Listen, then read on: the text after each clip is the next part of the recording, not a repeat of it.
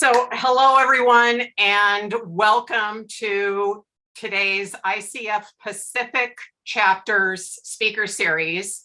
We are thrilled that you've joined us. My name is Camille McKinney, and I am going to be your host for today's event. I want to acknowledge Adam Venker. He is our ICF LA Director of Teleclasses. He will be co-hosting today and kind of managing the Zoom, the back end for us. And so I want to thank him for his willingness to help me out today. We're so happy that you've joined us for today's special event. It's entitled, as you can see on the screen, You Can Change Other People.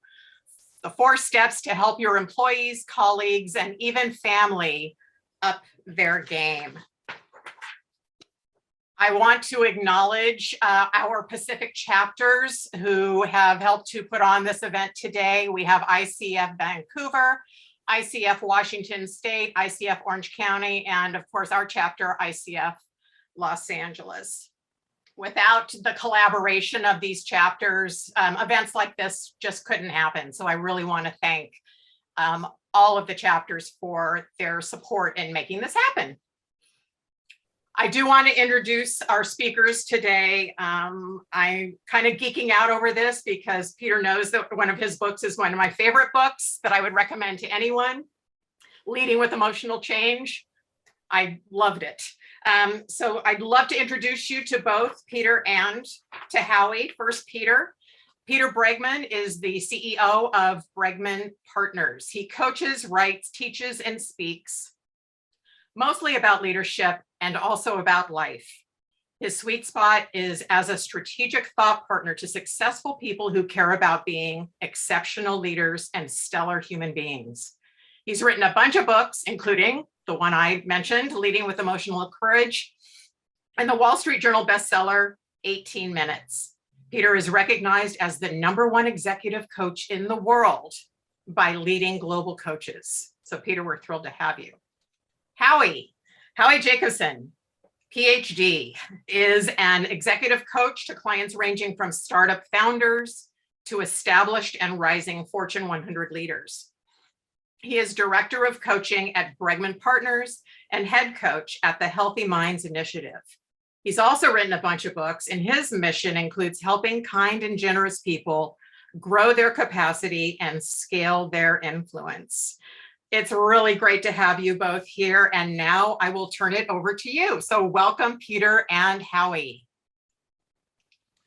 Thank you so much. It's great to be here. I saw that list of the participating chapters, and I sort of want, I'm in New York City right now. I kind of want to be in each one of those places, like a special shout out to Vancouver, which I love, but LA is awesome, and Orange County and Washington. So thanks for joining us, and I hope you enjoy where you are. So what we're gonna make this interactive and do some breakout groups and things. But first, we want to just share a little bit about. Well, actually, Howie, why don't you share a little bit about how this book came about? Like, why did we write You Can Change Other People? Yeah, thanks, Peter. Hello, everybody. So I was kind of the instigator. I have been attending Peter's coach training workshops since he started giving them. And I attended one in 2019 in the spring where Peter announced this was going to be his last coach training that he was teaching coaches how to use his methodology, teaching beginners how to coach, teaching advanced coaches how to, up level using particular skills. And I was kind of appalled that he was going to stop. And I understand, he had business reasons and all sorts of things. But I'm like, we can't stop doing this. This is too important. This material is too important in the world. Giving people the skills to coach other people, it really helps create the world that we want. So somehow that complaint turned into, well, let's do something. I don't want to maybe keep doing the training, but let's get this material out into the world where it can be shared more broadly than just a couple times a year in a training. And at first we thought we were going to write a book on how to be a coach. And as we worked with the material, we realized like what we wanted to do was take kind of the best of the coaching methodology that Peter's been developing for the last 30 years and really streamline it, simplify it to a certain extent so that it's available to everyone, so that managers, leaders, spouses, parents, children, friends have the capacity to help the people around them achieve their potential, get out of ruts, stop self-sabotage, and make the world a better place. What do you think, Peter? Does that kind of cover it? That's great. And I, as you were talking, I was sort of thinking, as a coach, I look at the methodology that we're sharing, and I think this is helpful for us as coaches, and it will probably be familiar to you to some degree. But I also want you thinking, as we're going through this next hour and a half or so, the people in your life that you wish would change, who are in your life, who are not necessarily just clients. So this should help you as clients, but I know for myself firsthand, I'm pretty confident as a coach. And yet when I engage in certain conversations with my wife or with my kids or, with my mother or with like my coaching skills start to wane a little bit. I don't do all the things that I know, this is how I help clients, and a lot of that stuff falls by the wayside. And in reality, all of the great skills that we use as coaches are the same skills that we should be using with everybody in our life who we want to help change. So, I'm maybe one more thing is, let me just talk to the title, right? You can change other people. And Howie and I have gone back and forth about this. Our publisher really likes the title. It's provocative. We're a little on the fence with the title because it comes off as a little aggressive. And what we really mean by it is, well, it's twofold. One is, you can help people change. And when a therapist or when a friend, a well-meaning friend or somebody said, or when you say to yourself, or when you say, hey, look, you can't change other people, you can only change yourself.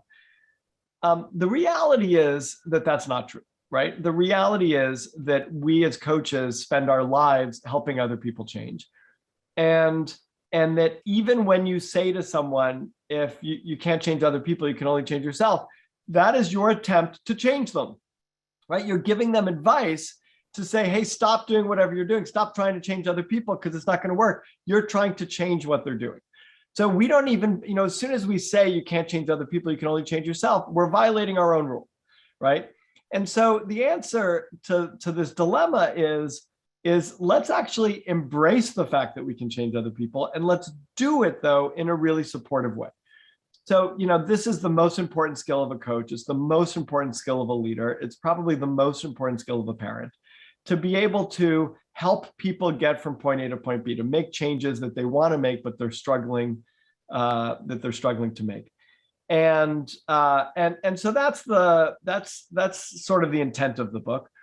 And the reason we think you can't change other people is because almost always when we try, we do it in dysfunctional ways. We try to change people in ways that create resistance. People don't resist change. They resist being changed, right? We all make changes in our lives all the time, willingly, big changes. We get married, we have children, we move, we change careers, we make huge changes on our own. We're not resistant to change. We are resistant to being changed. I will make changes, but if you try to change me, that signifies my loss of ownership, my loss of control, and I'm going to fight back.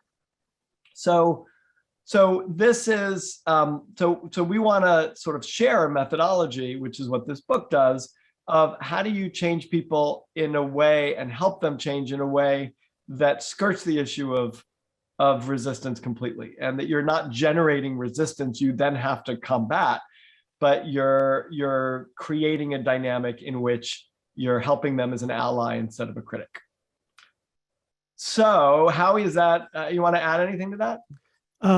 Yeah, just that we've seen a couple of comments in the chat. So if folks have any responses, questions, challenges, put them in the chat, and we'll be pausing every so often to address them. And if you're willing to be spotlighted, we can, if it's a particular issue that we want to kind of workshop together, we can do that as well. I think I'd kind of let's go into the first perfect breakout. Oh, look at that. Okay, great. So yeah, I've got two buttons there. Right. I forgot about that button. I just discovered what picture in picture means. I'm very excited. plus I get to do that. So what we're going to ask is for folks, so Adam, I guess you're going to break people up into groups of 3. So hopefully it will work out numerically. That there's no groups of 1, but if you're in a group of 2, you just get a little bit more time. And so we figured this would be like a 3-minute thing, but you're going to want to kind of chit chat first and like network and get to know each other. So we're going to give you like 3 minutes per person. By the way, you have Howie to thank for that, because I wanted to give you 3 minutes for the entire thing and each of you would just have a minute. And Howie said that was mean. So you have extra time because Howie's nice. No, I'm just not optimistic. About I'm time optimistic. Right. I'm relationship optimistic. So we all going to have a great time, get to know each other.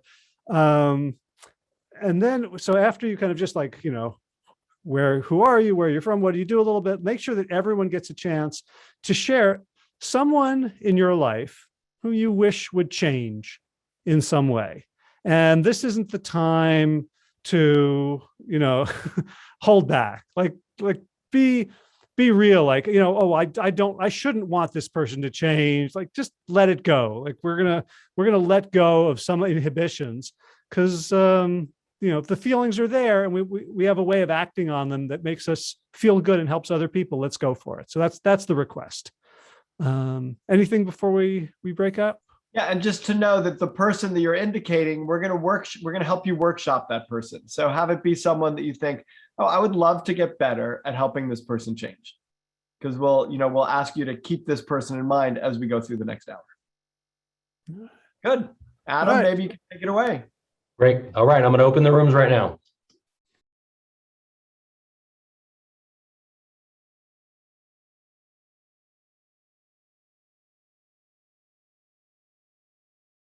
Welcome back, everybody. As you come back, if you are willing, why don't you put in the chat who and what, meaning like relationship to you, like who it is that you want to change. You don't have to use names, obviously. Although your name will be up there recognized, so you may want to keep it confidential. Who is it that you wish would change and what change are you wishing they would make? If you're willing to write that down in the chat. Great. All right, we've got two for spouses. All right. So it seems to be all in the family so far. All in the family. We sent out a survey to my list and said, my list consists of coaches and a lot of leaders, CEOs and leaders in organizations. And so these are all executives, people who run businesses and we said, who is it that you most want to change? And we gave all these options. And by far, people in their family was the highest number of people that they wish would change, which, by the way, especially makes sense mid and post pandemic, right? We've been like living with people very, very closely over the past. Okay. And we've got a few coaching clients, ex-coworker. So across the board. Right. A client that is a self-professed $. Ruth said, I just bought your book. So I was just, saying that was a good choice, that was sort of supporting her.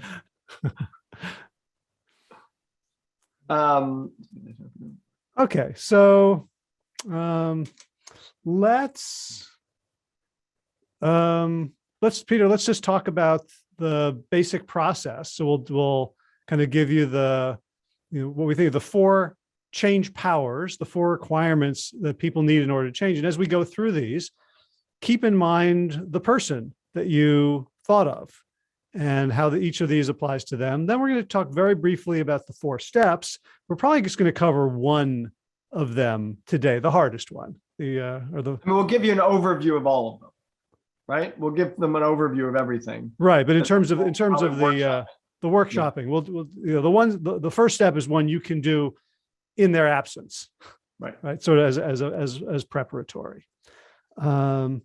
So, and then we'll go back into the same groupings and workshop an approach based on what we're going to share now. And any questions you have, throw them in the chat. I'll be semi-monitoring, I guess, Adam, as well, and we'll handle things as they come. So, Peter, I'm going to give you my screen, and you can Thank you. take it away. All right. So the problem, this idea that people don't resist change, they resist being changed. So what is it that people need in order to change, right? That's the question that we have to ask before we think about how am I going to help people change. We have to sort of ask the question, well, if I'm going to help people change, then what is it that they need in order to change? And they need these four things: ownership, independent capability, emotional courage, and future proofing. Ownership, and it's pretty simple. And ownership is I own it. Like, this is me. I was just talking to a client today, actually, who is a CEO, but is sort of very, very involved. It's a very fast growing startup. He's very involved in the details. And I said to him, here's two choices. Somebody reports you, comes to you with an idea that you think is 75% correct, or you come to them with an idea that you think is 100% correct. So you come up with your idea that's 100% correct, or they come up with an idea that's 75% correct. Which do you think they are going to work harder to make succeed? Right? Because this is all about execution. Change is not about concepts. It's all about execution. And people will work much harder to follow through on their own ideas than they will on someone else's ideas. And if it's your idea that they're following through in and it doesn't succeed, they're going to blame you. Well, the idea was not very good, right? So it's very easy for them to distance themselves for that. So the first thing you need is ownership. It needs to be coming from you. It needs to be you. You need to be in control of it. The second is independent capability, which is if you can't follow through on the change, if you can't make it happen because you have the capability and capacity to make it happen, then it won't happen. So you need ownership, you need to own it, you need to be independently capable of executing on it. You need emotional courage, and that is a misunderstood or undervalued trait of change that drives most change. And to give you an example, we'll do a thought experiment, which is think of a difficult conversation that you're not having, right? A conversation you should have with someone, but that you haven't had and are not having. And now consider why you haven't had it. I bet you know everything you need to know to have the conversation. I bet you're perfectly skilled enough to have the conversation. And I bet you've had time and opportunity. So that's what we usually try to solve for. Even as coaches, when we're helping people, we try to help them, increase their skill, or we try to manage their time or put it on your calendar.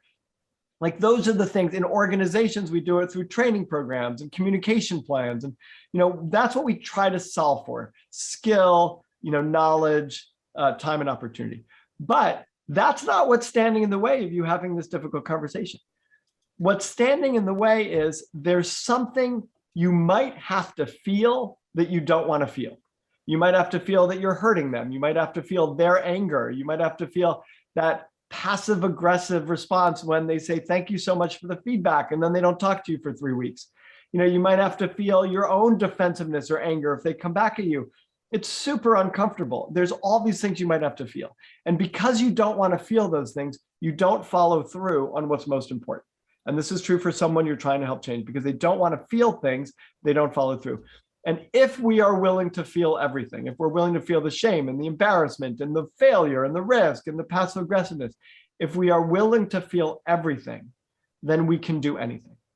Right? And if we are willing to feel everything, then we can do anything. Then we can follow through on anything.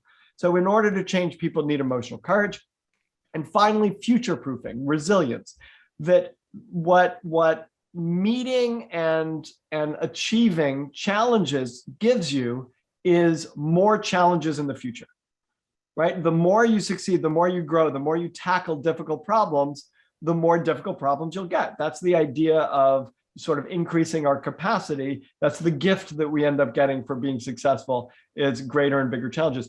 So we have to become really good at resilience, at figuring out how to keep moving forward, how to tackle harder and harder situations in order to maintain change.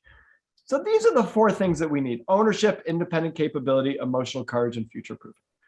Now, mostly we're about to go into the four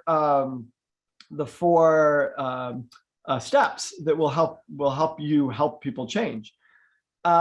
What's important to understand is the way typically we try to change people by giving unsolicited advice or criticizing them, or in organizations just giving them feedback. Radical honesty. Someone said in a speech we were giving, in a conversation Howie and I were having, they said ruthless honesty is usually 90% ruthless and 10% honesty. And I thought that's really true. Like, that's what happens. And that drives us to shame. And when we go into shame, we go into denial or defensiveness, because shame, is something we absolutely don't want to feel. So the way we try to change people often undercuts their ownership, often, avoids, sidesteps emotional courage, does nothing to develop their independent capability. And so to really help them change, we really want to build, and the four steps that we're going to offer you in a second build someone's ownership, independent capability, emotional courage, and future proofing. Howie, should we answer any of these questions I see some questions have come in. Do you want to go straight to the four change powers? I'm sorry, to the four steps, or do you want to answer some of these? Well, I see just a couple, so let's handle them. So an example of independent capability might be, I am capable of running a meeting in which people just get to speak for a couple of minutes, right? If I'm used to, people just talk and talk and talk, and we end up going an hour and a half over, or we don't get things done. Well, can I actually interrupt someone and hew to a timeline? Yeah, I can. Right. So if someone actually doesn't know what to say, or doesn't know how to run a meeting, or how to set the agenda, that would be an example of, like, they don't have the capability to do it. If they have the capability to do it and they're not doing it, then we might say that's an issue of emotional courage, where I don't want the feeling that I might get if I interrupt someone. If I tell them that's enough, and they might feel diminished. I might be unconsciously shutting down certain voices rather than others, and I don't want to be accused of that. Right. So all of the internal feelings that could stop me from doing it. Does that make sense? As I've got you on Hollywood Squares view, so if people nod, I'll see a bunch of you. So does that make sense as the distinction? Great. Peter, what about emotional courage? Does that have anything to do with the right kind of wording or language? Yeah, I'm not entirely sure what you mean, Ernest, by this question. But being skilled in using language might help reduce the emotional courage that you need, in effect. But emotional courage isn't about language as much as it is about being willing to feel. I was in a conversation with someone a couple of days ago, and they said, someone I'm very close to, who said, I'm worried about, I'm going to do this thing, but I'm worried about, I said, what are you worried about? And she said, I'm worried about hurting you. And I said, oh, that's okay. You can hurt me. like, don't not do this thing you want to do because you're afraid of hurting me, because it's okay for me to feel hurt. I'm not saying that you're not going to hurt me. I'm just saying, you might, but that's okay. Our relationship doesn't depend on you not hurting me. And I appreciate your concern about it. But I think our relationship depends much more on you doing what you need to do and me taking care of myself. And if I need help, I'll let you know. But I'm okay. And that's emotional courage. Emotional courage is saying, yeah, I'm going to feel.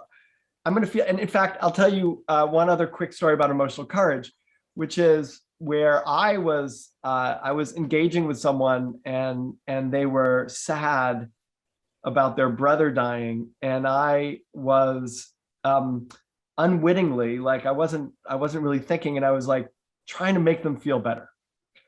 And they said, sort of what, and this was as I was learning about this idea of emotional courage. This was many years ago, maybe 10 years ago. And she was sort of saying, what are you doing? And I said, well, I'm you're sad. And she said, well, why would you want to take that away from me? Like my sadness is sort of what I have left of my brother right now.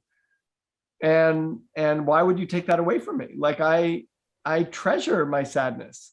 And that was a kind of moment for me. I was like, wow, yeah, I totally get that. And I'm uncomfortable because of what value, how am I helpful if I can't remove your sadness? Well, just be with me in my sadness. Could you be with me in my sadness? Well, yeah. And then I'm going to have to feel a bunch of stuff. So why I didn't want her to be sad is because I didn't want to feel a bunch of stuff. So now I have to be emotionally courageous. And that's the game of emotional courage. I mean, as coaches, it's really important that we're very, very skilled at this because, the game isn't to make people happy all the time. The game is to help them move forward, to get traction on what's most important to them. Like the way we define coaching is a reliable process that helps people get massive traction on their most important work, right? And if we're avoiding a whole bunch of feelings because they make us uncomfortable, we're not going to be very successful at that. And if they're avoiding a bunch of action because it makes them uncomfortable, they won't be very successful with that. So I hope that helps in terms of a little bit of, construct around emotional courage. Thank you. Very helpful. Great. And in terms of how we help someone who struggles with this, there's long answers, which we're not going to get to today, but the short answer is it's a kind of internal exposure therapy. So the same way that someone who's scared of spiders might gradually approach a spider, we're not approaching external events, but internal constellations of feelings, thoughts, and emotions, and realizing that when we feel these things, we don't die. The world doesn't blow up. So that's a short answer. And Patricia's question about both parties need these 4 qualities, or are we supposed to help the other party have them? The answer is yes. In order to change, the other person, whoever's changing, needs these 4 powers. And as coaches or as friends, we're leaders. So we often have to go first, right? So if you want your clients to be vulnerable, you be vulnerable. If you want your clients to take a risk, you take a risk, right? So again, this is not, it's not really a one-way street. What we realized after working on the book and then presenting it and using the methodology very explicitly is that it really is mutual. So, I'm helping you today, you're helping me tomorrow, and that we're both trying to grow each other's powers in that way. All right, Howie, let's jump to the 4 steps. Yes. You want to go full screen, and I'll use my little thing here to. Okay, cool. So the 4 steps, we have a mnemonic, alley-oop. If you're a basketball fan, you might recognize that. The alley-oop is the pass that sets your teammate up for a slam dunk. And we like that. An ally is the first step, to shift from critic to ally. And then we've got oop as in outcome, opportunity, and plan. So the second step is to identify an energizing outcome. This third is discover a hidden opportunity. And fourth is create a level 10 plan. So today we're going to be focusing pretty much exclusively on the first step, to shift from critic to ally. And I'll just go through all of them kind of, briefly. So when we want to help someone change, as Peter mentioned, when people are struggling, they will very often be frustrated and they may feel shame. Like all of us have this thought, like, why I should be doing this better, right? Well, I'm not doing this well enough. I'm not succeeding. I don't exactly know what to do. All right. So people, if they know they're struggling, they can already feel shame about it. And so anytime we want to talk to them about it, it's like, they have very, sensitive skin. We're ripping their Band-Aids off and saying, hey, you've got a problem. All right. So when we come at them as a critic, we are likely increasing their shame. This isn't across the board. There are people, who in a positive way really don't have shame. They're like, yeah, bring it on. Tell me what to do. But that's a very small percentage of people that we come across, right? So critic means basically that we think we know better than they do. So a critic can be someone who literally criticizes, who tells them what they're doing wrong. In the corporate world, the word we use for criticism is feedback, constructive feedback. It could also be advice, right? So if I tell you what to do, here's what you should do. right? When you just let those words wash over you, and you can already feel, some of you, a little, tensing, turtling, getting fight or flight. You know what? I'm going to tell you what you should do, or here's an idea, right? So and the key is unsolicited. So we just come in telling them what to do. That's also the stance of a critic. Another stance of the critic is to be the motivator. Think about how much better your life would be if you did X instead of Y, right? Again, these all generate resistance. So, and the reason we are a critic is we have some strong emotion around this. We could be frustrated. We can be scared for them. We can be angry, right? And so so our own emotions lead us to want to have some sort of control over the situation. And the illusion of control is strongest when we are taking action and telling them what to do. Does this seem like a familiar dynamic for anyone, or is it just me? Excellent. So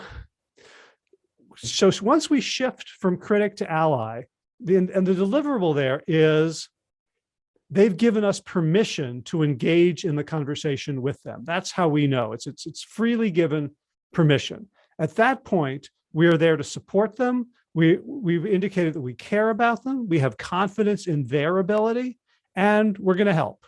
So those are the three things that to me indicate an ally. Once we're there, it's very tempting to just jump into, okay, let's solve this problem.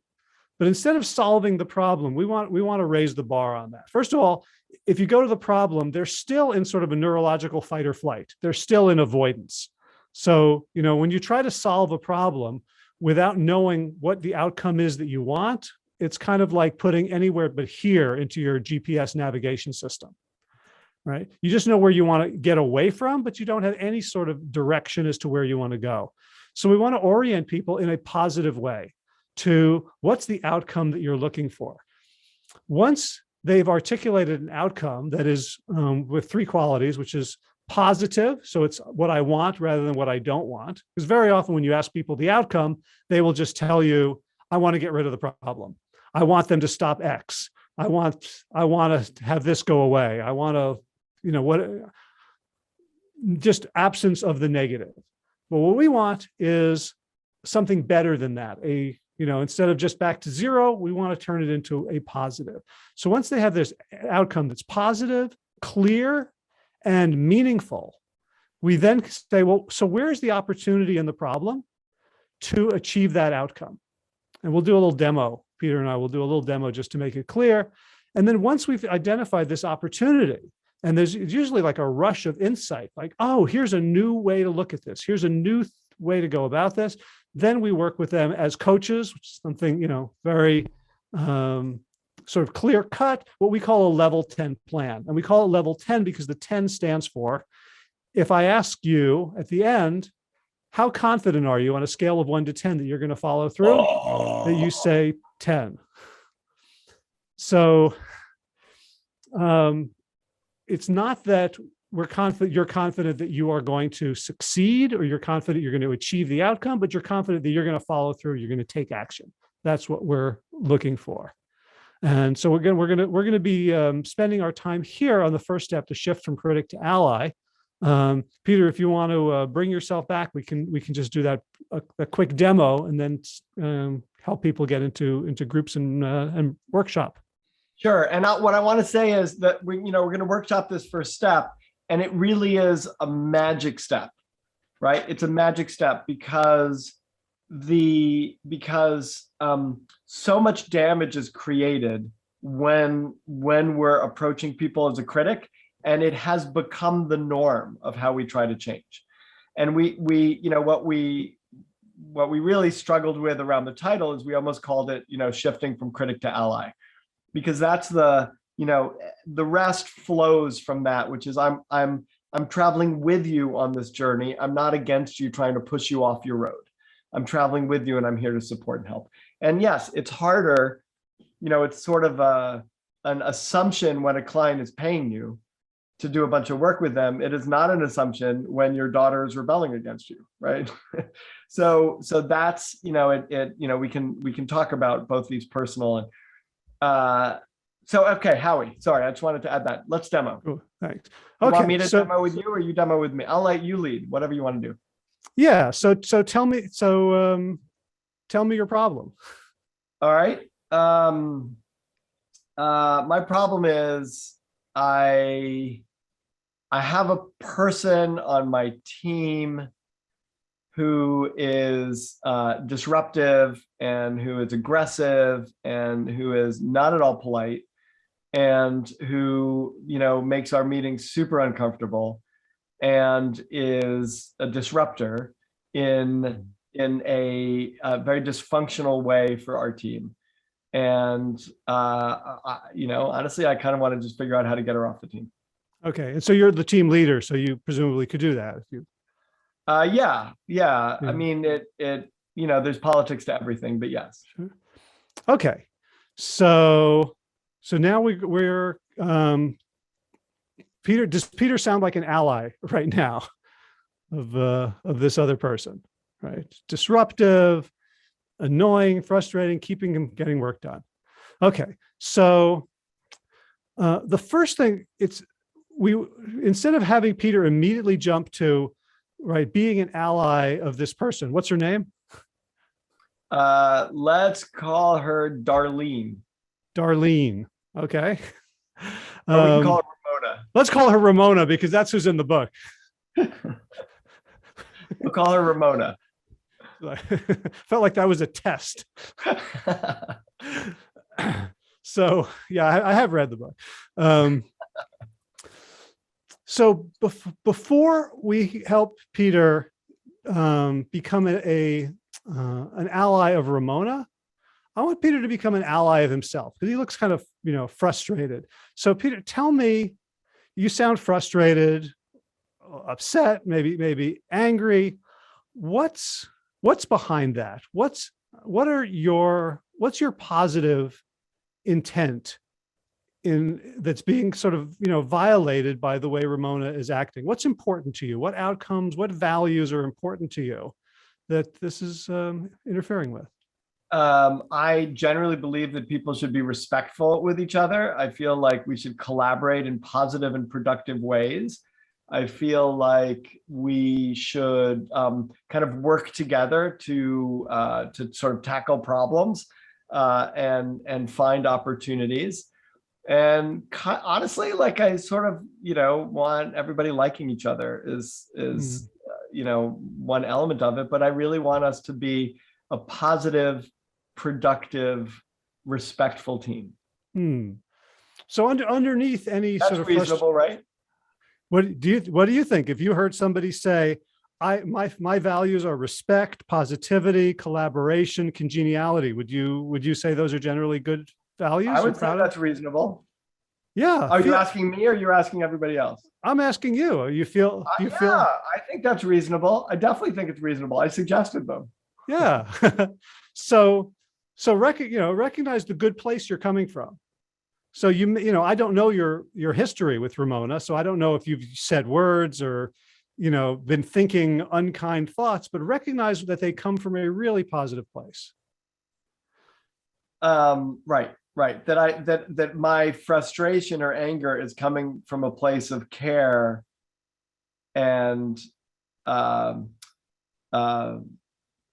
care and values around the team. Yeah.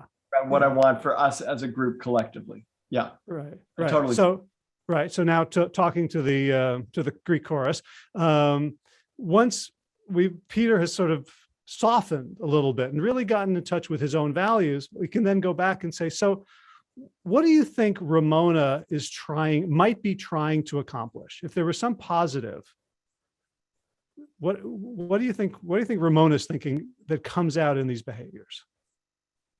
Does it have to be positive? Well, you already have a good list of the negatives. What might she be trying?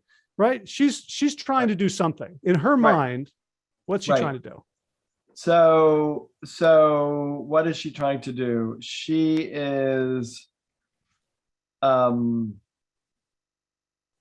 it's easy to go negative. I mean, on the negative side, she's trying to get attention, but on the positive side. So for the sake of what, do you suppose? Right. She's trying to get attention. Like she has things that she wants the team to look at and appreciate and have conversations about.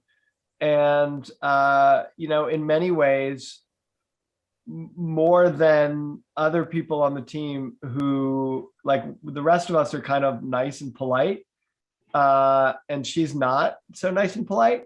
And she's willing to say things. She's willing to put elephants in the room on the table, and she's willing to say things that we don't necessarily want to hear, but probably should.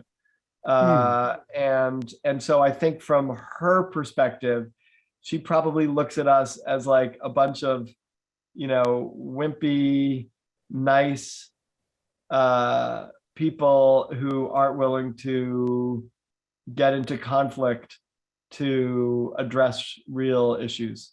And she wouldn't be wrong. Okay. So Peter is much easier to do this with than most people. But we would get there. At the time, I wanted to. Yeah, no, that was great. We would get there. But yeah, is she trying to be heard? Look at some of these comments. She's trying to be heard. She sees herself as a change agent.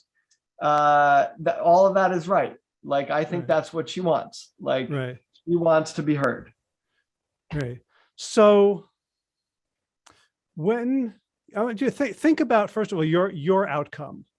The outcome that would energize you for this situation, for you, for Ramona, for the team. What I want, I'll just go through my thought process, but I'll shortcut it. Like, I want Ramona off the team. Oh, I want Ramona to get in line with the rest of the team and be nice with the rest of us. Oh, I want Ramona. Oh, what I actually want is a high-performing team. This isn't about Ramona. Like, all of those things are for the sake of something. And for the sake of what the outcome I actually want is an awesome team. I want a high-performing team. That's what I care about. That's what I can get excited about. Right.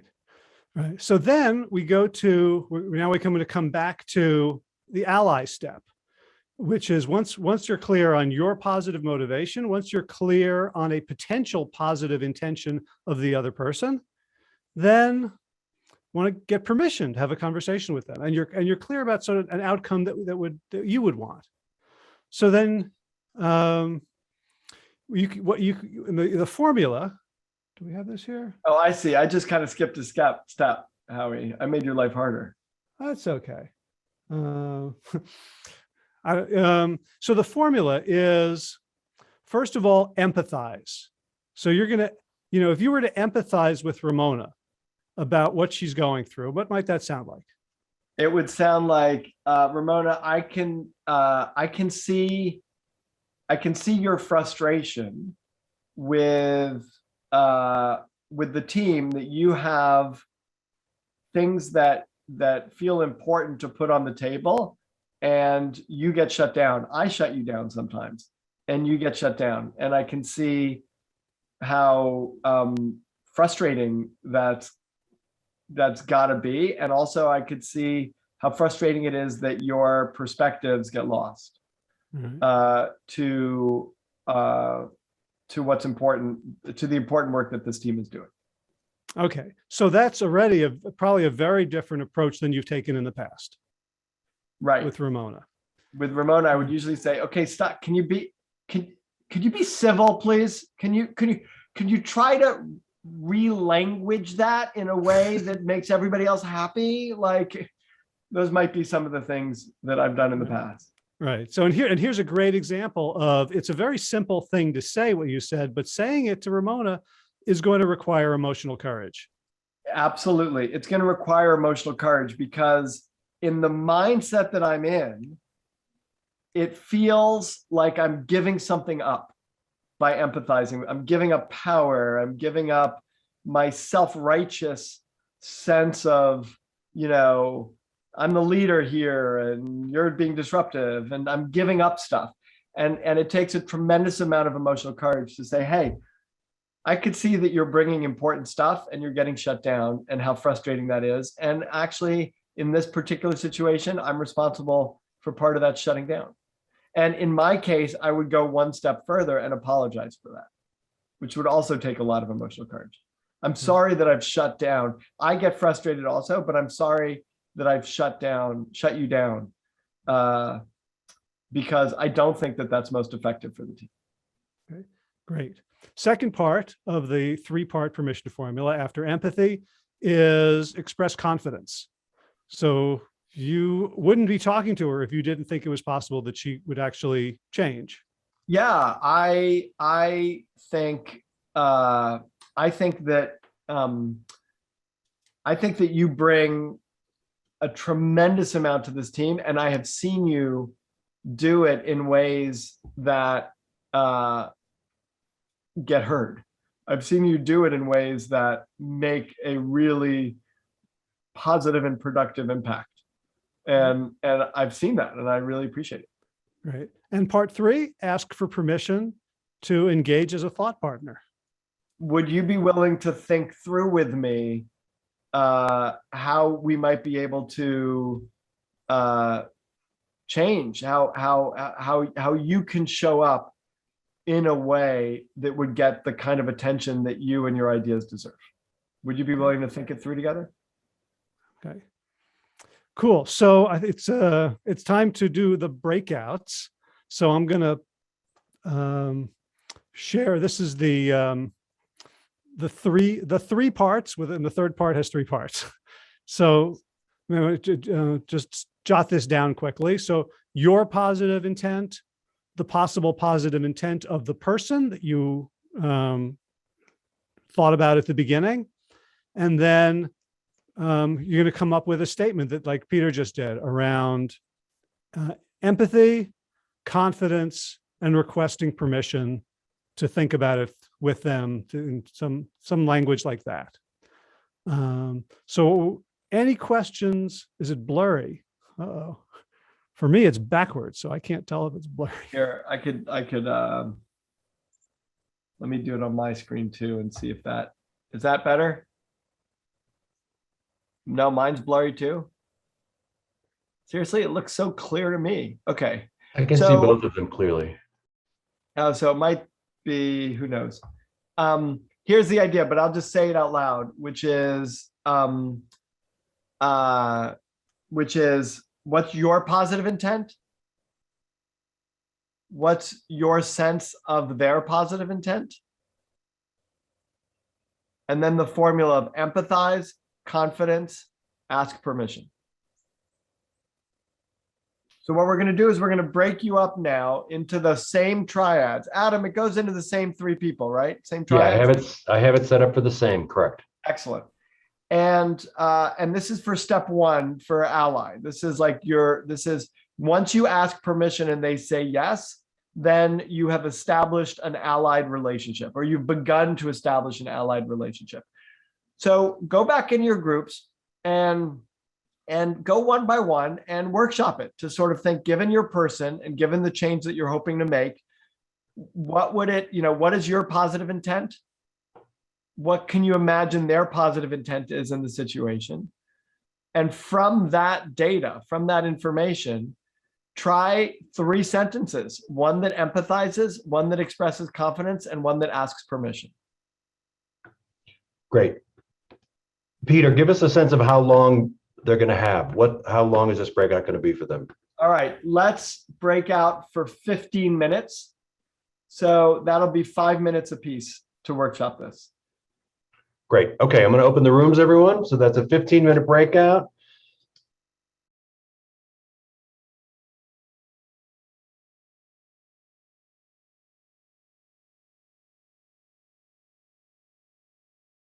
All right, right. I think we're back.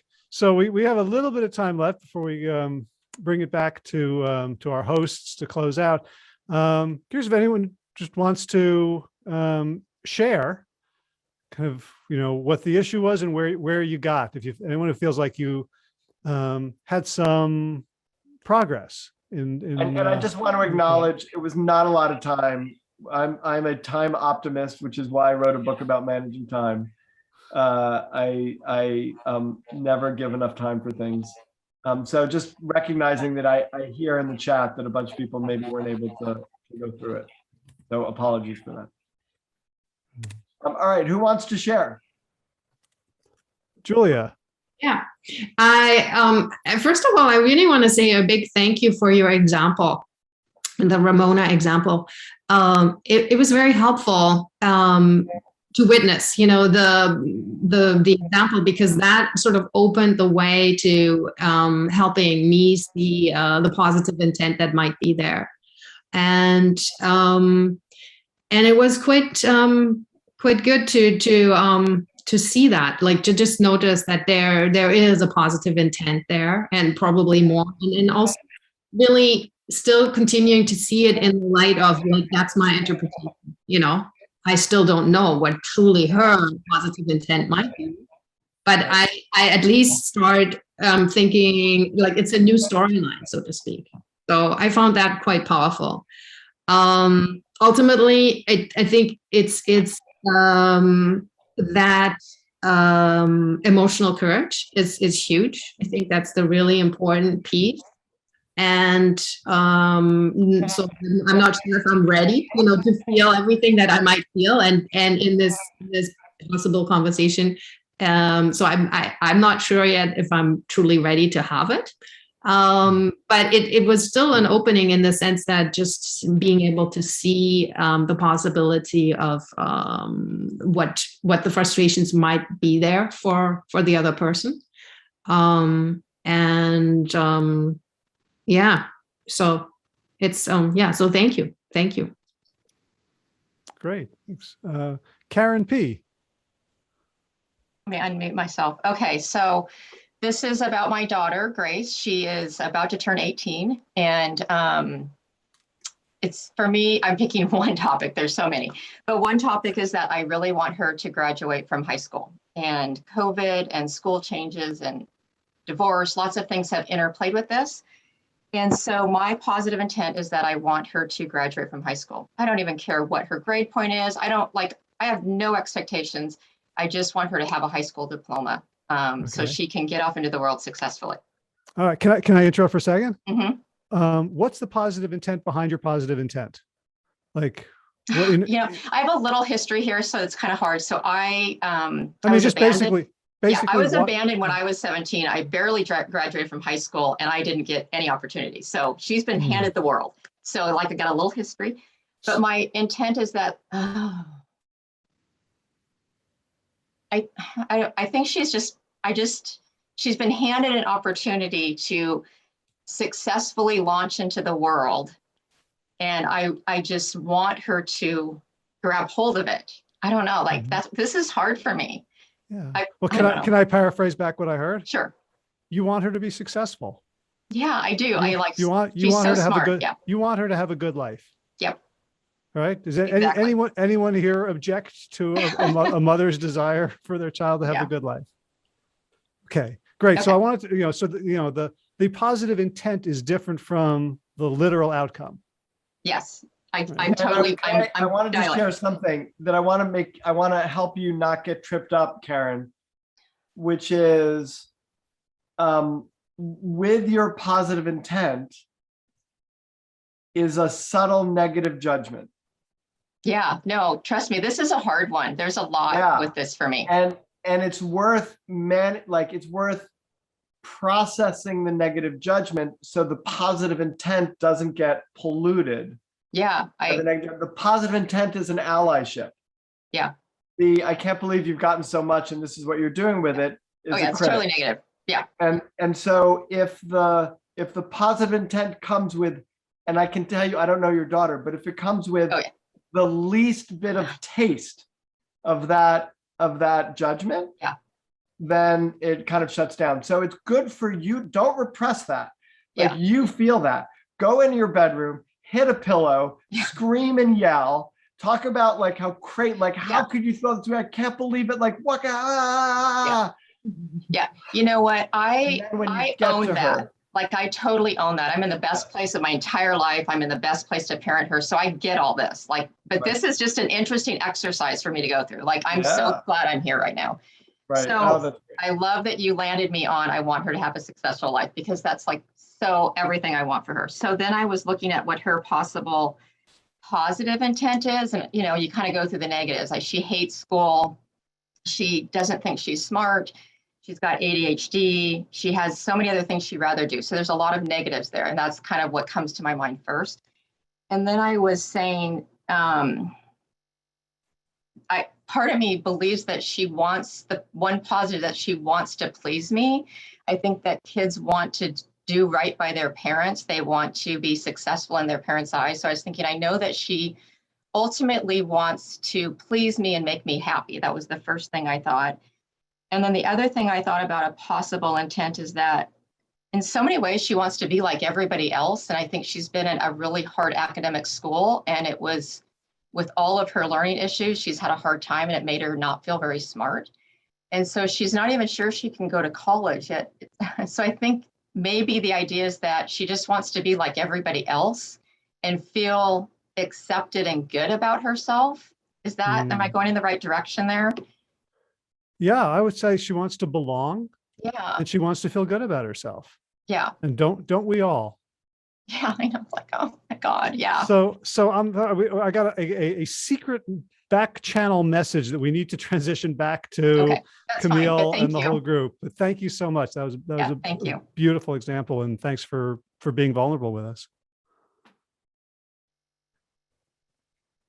All right.